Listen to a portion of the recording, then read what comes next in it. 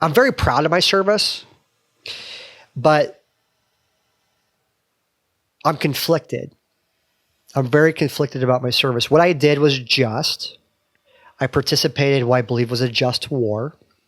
My men and I, we did what we did out of love for America. But if you look at the global war on terror, it was a complete train wreck. Young soldiers, we do our job.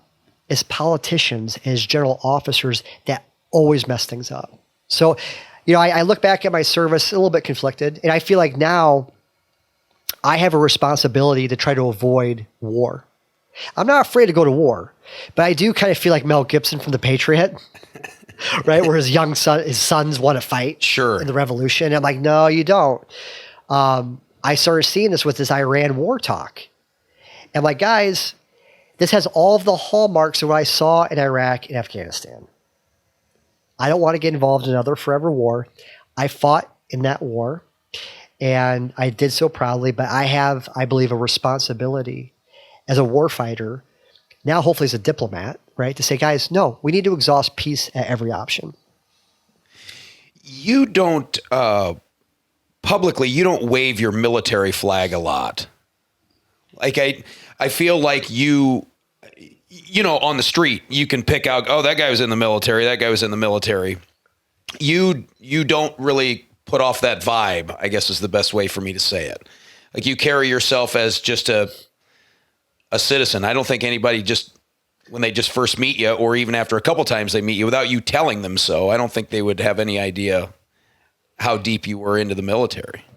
Yeah, I'm proud of my service, but I do not want it to define me. I want my Catholicism to define me. I want being a good husband and a good father to define me, right? So you kind of talk about the things that you think about, right? Like, when you socialize with people, you tend to talk about the things you're reading about or the things that you're doing. And I'm very proud of my service, but there's a lot of people that, their service defines them as a human being.